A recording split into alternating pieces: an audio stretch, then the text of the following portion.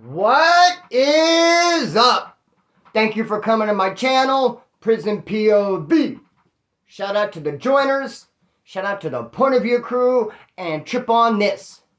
Today we're going to be talking about my second term. When, where, why, how? Something like that. Let's get it. So, I paroled from Soledad level 3.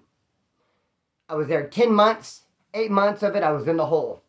So after 10 months, I hit the streets. I'm staying in my mother's house, rest in peace. And one evening, we decided to go visit my cousin Sarah. And while at Sarah's house, I meet one of her homegirls, this chick named Chantel. So, I like her stilo, she likes mine. We end up talking and kicking it. Next thing you know, we're a couple. We're not only a couple, we're living together and things are going great until they're not. Because eventually, she starts running around and kicking it with her coworker. The manager, she was the assistant manager at this clothing store, and she was running around with the manager. Now, I was catching them by pure accident. I wasn't seeking or searching. I was just stumbling upon these facts and noticing, like, hey, she's messing around with this dude. I didn't care, but at the same time, I start thinking, like, should I handle it? One weekend, we didn't speak. We were in some sort of argument or disagreement. I'm kicking at the homeboy's house. We had an argument. The phone call got disconnected. I decided to go to her place of employment. I figured that's where she was at. So I took a city bus, to her job. And as I'm pulling up to where her job is on the city bus, I notice her car is not in the parking lot. So of course I'm not going to get off the bus and go up to her place of employment, homeboy, when she's not even there because her car's not there. So I stay on the bus, knowing that if I just stay on it, it'll eventually take me straight to her apartments. Which it did. We pull up on the apartments and there's her car. She's at home, not work. So I get off the bus, go walking up to her spot. But wait a minute now. I'm not just going to walk up and just knock on the door. No, never that. I'm kind of creeping up on the DL. Let me just do all this slowly. So first, I walk up and look in her kitchen window. And I see her and her homegirl cooking dinner. So then I go and look in the living room window. And I see someone on the couch playing on their phone. And I'm like, there he is. And I go back, look in the kitchen window. Sure enough, there's my old lady and her homegirl cooking dinner. And I go back to the living room window. And sure enough, I see that person, that dude I'm thinking, on his phone on the couch. Back to the kitchen window, no longer see my ex-old lady and her homegirl. They're not in the kitchen no more, so I take the opportunity to enter the residence by ripping the screen off the kitchen and going into the kitchen. When I'm in there, I grab a knife out of the butcher block and I go running in the living room to dress as fully, yo homie, what are you doing here, bro? But when I get there, there is no dude. I just find two chicks scared, looking at me like, oh shit. And then I look back at them like, oh snap. Snarf, snarf, because then I realized what I'd done. And then they're like, oh my gosh, when they see the knife, and I say, oh, this? No. I just want to help cook dinner. Do you have any onions I can chop? They're not trying to hear it. They split out the door, naturally. Now, I grab the car keys. They're sitting on the shelf and split, homeboy. Of course I do. I take her car and bounce. Now, they catch me a couple hours later, and they charge me, unbelievably, incredibly, and ridiculously enough, they charged me with burglary for going in the house and taking their car keys, and then grand theft auto for taking the car. That's kind of like stealing someone's shoes and getting charged for the right one and then the left one.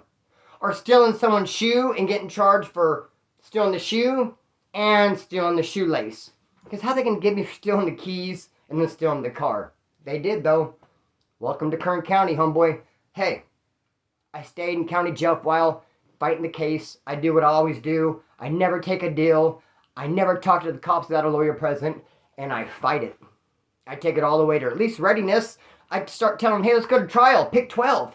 They're coming at me, wanting me to take 4 with 85% in a strike. I say, never that. Let's go all the way to trial. Pick 12. Dude, I'm not taking no deals. Finally, they come at me with 4 with half. I got 4 years with half, no strike. As I said, I was in county jail for a while fighting the case. While there, I was on the farm initially. And I had the keys. Which isn't saying much because the farm, the male minimum, is mostly dudes there doing county time. A dorm will have 38, 40 dudes in it, and only one or two of those white boys will bend to the pen. And so it goes without saying, if you've been to the pen, you're going to get the keys to the dorm. So I just get it by default. And while there, I end up having to get this Wood disciplined. Because he made us look stupid, brother. Let me tell you what he did. Now, when someone shows up in county jail, or anywhere for that matter, when someone shows up new to a place, especially county jail though, you're going to ask them, hey, do you have anything? In between the time the cops snatching you up and putting those handcuffs on, were you able to shove anything in your ass? Do you have any nicotine, tobacco? Do you have any weed, gaga? Do you have anything that we could sell, get high on, or get money for? That's what you're going to say before you even ask their name. You got anything? And this Wood came in. He's like, well, yeah, kind of. What do you mean you kind of got some? He goes, well, I brought some tobacco. I have a big plug of tobacco, but I gave it to this Southsider to hold for me. Like, what? Right away, red flags. I'm thinking, what? Because when you first get to Mel Minimum, the farm, you come from pretrial or you come from CRF, wherever, you show up there, they make you sit down there at the front gate and watch it like a 2-hour movie on the farm, on the do's and don'ts and this and that. So in that 2 hours, that Wood, who's now in my dorm, somehow let it slip out of his lips that he had a clavo. And not only did he throw it out for all to know, but he let someone manipulate him out of it. Not only did he let someone manipulate him out of it, he let another race. Some Southsider pulled up on him, pushed up on him, and talked him out of his clavo. I don't know what he said. Hey, actually, you know what? Props to that Southsider. He ran some strong-ass game on him. Hey, he talked him out of his tobacco. Now this Wood's looking stupid in our dorm talking about, well, I had a plug. I let this Southsider hold it for him. And I said, okay, well, in the morning, I said, do you know what dorm he's in? He's like, well, I think it's kind of, I go, in the morning, you're going to go get it. He's like, all right. I'm sure he had a sleepless night. No one was talking to him. They were talking about him, all right. He looked very uncomfortable.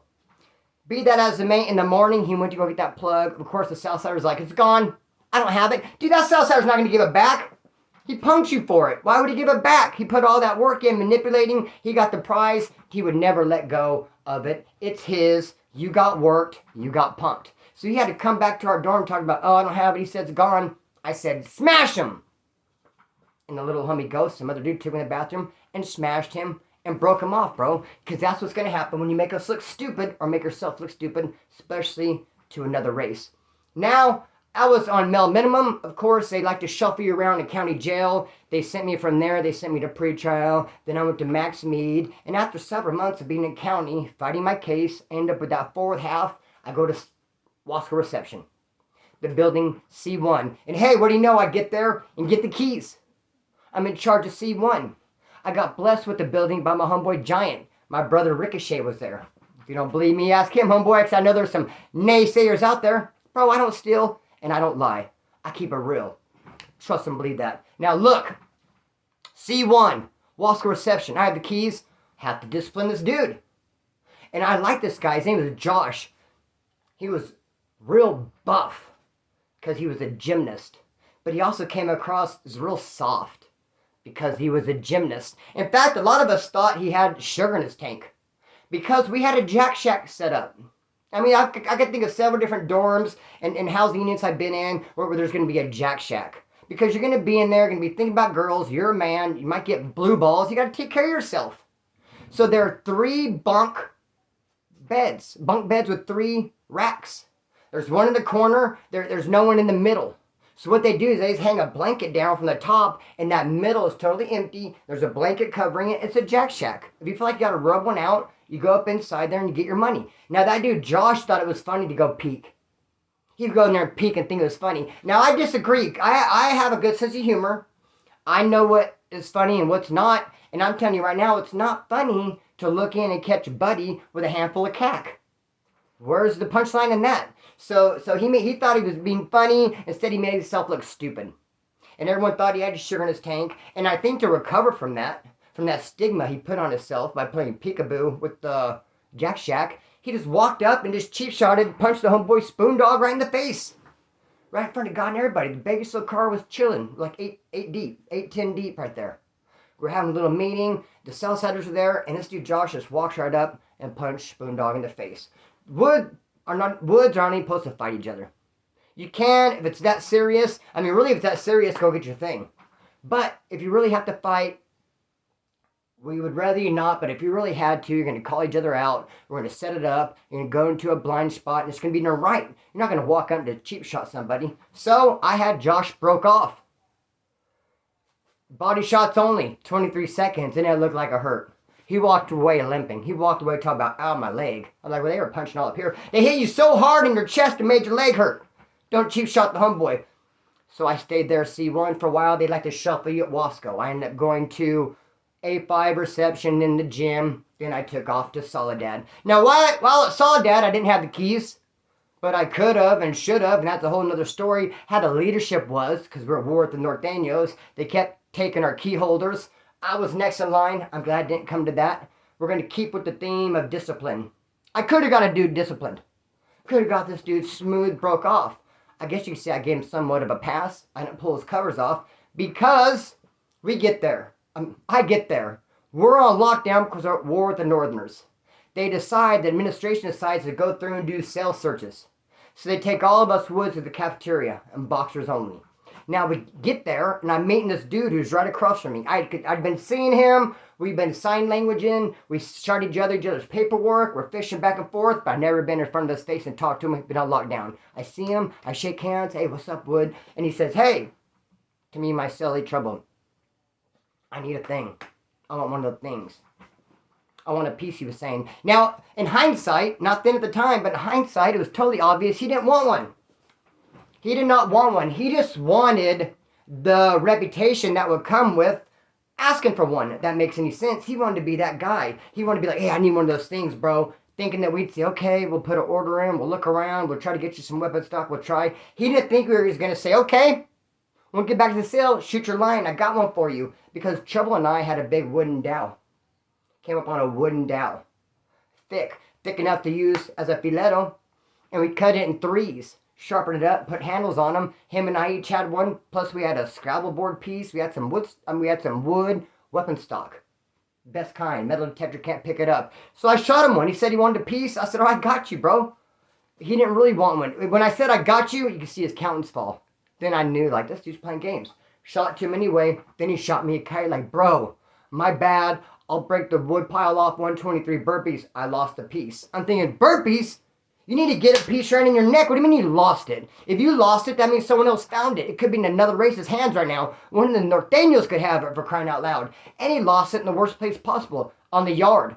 Because he had what's called a cell on the yard side. His cell looked out to the yard. And they have open windows at Soledad. He said he tried to put his little filetto in the window and somehow it fell and went on the yard.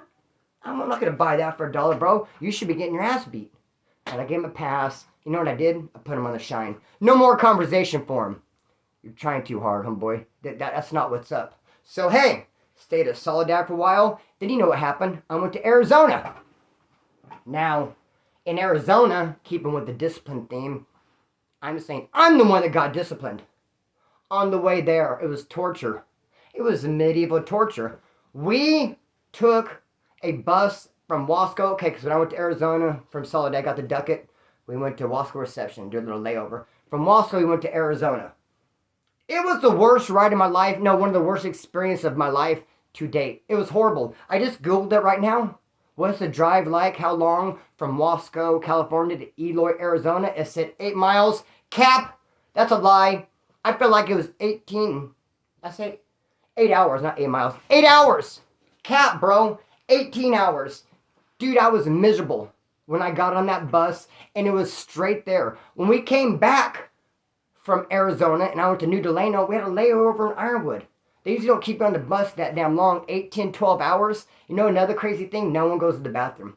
I've never seen anyone use a restroom on a prison bus, and you're on there 8, 10, 12 hours. What are they putting in our food, homeboy, to clog us up? Be that as it may, it was miserable. It was ice, freezing ass cold, to the point where the guy in the back with a gun, the cop, because there's 3 cops, a driver, a dude up front, and then the armed dude in the back. He told the driver, hey man, you got the air on, it's too cold. He's like, I'm freezing to death. And the driver said, no, I'm falling asleep. I got to have it on to keep me awake. Just dwell on that for a minute. Let that sink in. You're handcuffed and shackled on a bus, driving on a highway, and the driver's like, hey, I may or may not fall asleep. Are you comfortable with that? I wasn't comfortable with it. I was going to go to sleep until he said that. No, I wasn't going to sleep because I was freezing. I took my lunch bag. Lunch came in, a brown paper bag, and ripped it open and used that for a blanket the best I could. And then I'm going to tell you, I unapologetically and unshamefully wrapped my legs around the Asian dude's legs that was sitting next to me like a snake. I coiled him up. It was survival. It was for warmth only. And dude, I was surprised how many turns I actually got around. It's almost as if I didn't even have bones in my legs anymore. I was looking for warmth. That was the only place I felt like I can get it, dude, to steal it from his legs. Suck all the warmth from his legs into my body. It half-assed worked, especially with my brown paper sack, lunch sack, blanket. It was miserable. The ride to Arizona was miserable. Now, hey, once we got to Arizona, stayed there for a while. There's all kinds of highlights. I made Arizona videos. I'll talk about it more. But there for a while. But let me tell you this. When I came home, I went to New Delano. Because you can't parole from Arizona. We're still talking about my second term. Look at all these places. From county jail to Wasco. Different spots. Soledad. Back to Wasco. Arizona. Now New Delano. And let me tell you about the craziest thing that happened in New Delano. Now keeping with the discipline theme. I mean, shucks. I don't know who should be disciplined in this one. You tell me. I'm sure that someone should. But trip out. There was a dude at New Delano. He had the keys to the Woodpile. His name was Whip. He was from IE, Riverside. My brother was there with me as well. Isn't that a trip? Ricochet started the whole 4-year term off with me at Wasco Reception C1 when I had the keys. Now I'm ending out that 4-year term here at New Delano. And there's my brother again. Now, we didn't get along with this Whip dude. He tried to push the hard line on us. He was trying to do too much. He had some dope fiend type tendencies. I just didn't like his get down. I knew through rumors and the grapevine, not from him, he hinted at it, but he was hitting dope in his visits. His old lady was bringing him dope. But he would try to act like he had it from the homeboys. The reason why he didn't want to say it was his, he's worried we'd burn him. He was worried he'd bring his clavo back from visit, his dope, and start selling it. We'd buy it off him and say, we're not paying you, you're burnt. Smell smoke, homeboy, you're burnt, ain't paying you shit. So what he would do is he's having say, hey, I got these from the level 4s. Because we're at New Delano, level 4, 180, but we're in the level 3 gym. And we were shooting kites to the dude in level 4s, asking him for clavos, asking him for garga, asking him for some mota, homeboy. They weren't really wanting to break down. They weren't wanting to show us love. Because they didn't really, I don't know why. That's a whole nother video. So Whip was hitting, trying to play it off like it wasn't his. It was. And dude, I say all that to say this. That was the introduction. The point is, his wife gets busted. His wife gets busted bringing him clavos at New Delano. And so guess what? Since New Delano was in Kern County, his wife goes to Kern County Jail. And while she's in there, I could have never seen this coming. I was still shocked by it. Like, it's hard to believe. And it happened to me because when his wife's in there, she starts talking to some of my homegirls. And I'm not even saying I have a whole grip of homegirls. Like, no surprise. She went in there. And almost like any time you go into county jail, you're going to every time bump into a gang of my homegirls. No, it's just surprisingly, and somehow it worked out. She went to a spot where some chicks knew me. And somehow my name got brought up. Whip's wife doesn't know me, only that I was in New Delano with her husband. But how did she even know that? Did Whip go out to visit and say, hey, I'm in here with a guy named Splinter? See, I don't know how that works. All I know is she brought him dope. She got caught. She's in county jail. Now she's talking to some of my homegirls. My homegirl's like, Splinter this, Splinter that. And she's like, yeah, Splinter. I know Splinter. Cap. So somehow, Whip's wife gets my phone number because I'm on the streets now. I paroled. I'm on the streets. I paroled from New Delano. After I left, Whip was hitting from his old lady. Got busted. She's in county jail. I start getting phone calls. Because Whip's old lady is in Kern County jail hanging out with my homegirls. And somehow my homegirls give her my phone number. And I start getting phone calls from Whip's wife. Hello, we accept this phone call. You got to click call from inmate at the Kern County jail. I just push accept. I think it's one of the homeboys. I don't know who it is. I accept the click call. And she's like, hey, you don't know me. I'm Whip's wife. I know you're in there with him at the gym, New Delano. She's like, hey, I'm getting out here a little bit. She goes, I just want to book your whammer. I just need some cack. I just need to get broke off with no baseline. Dude, I need to get gut wrenched. Hook me up, hook a homegirl up. And I'm like, what do you mean? Like, no. Hell no. Charlie Holmes. No. I mean, I don't know how many ways I could say it. Like, write it down real big on a piece of paper. No! No! I don't know who the hell you are. I know who Whip is. I'm trying to picture the type of chick the Whip would pull. I'm trying to picture the type of chick that would bring Whip a dope sack. And, like, that's not a type of chick. I got some high standards somewhere. You know what I mean? So, no. But would she take no for an answer? No. She was calling me up and blowing me up, begging me for the cack, saying, I'm getting out Wednesday. Don't forget. Where you at? Come pick me up with the Greyhound. Just real quick. Just bend me over the bus bench, and I'll be on my way. No one has to know. Come on, I need it. One of the oddest things that ever really happened to me ever. Except for, let me throw this in real quick. When I paroled from Mesa Verde, and I get out, and I couldn't really find my mom because she had moved. But I knew that she worked at Lowe's, the store. So I'm taking a city bus to Lowe's, and this girl walks up to me and hands me a handful of condoms. And some like little things of like oils, whatever. And I get them, and I'm just like, thank you. I don't know what to say. I'm pretty sure it was like a pickup line in action. Thank you. I put it in my pocket, looked at the ground, embarrassed, blushing. And then she had to come back over and get at me again. She probably thought I'd say, oh, cool, hey, thank you. Want to hang out? What's your number? Let's go. I know what these are for. Want to use them? Instead, I looked at the ground. So she came back. Got a number? No, unfortunately, I don't. Here's my stuff. Bling, bling. I got off, and I ran from that. I get intimidated quick. Dude, I'm shy. You know what I mean? Hey, I'm gentle. Anyways, I'm going to cut the string, let it fly. That was my second term. Moved around quite a bit. Quite a shit happened. Lots of highlights. Cut the string, let it fly. Peace.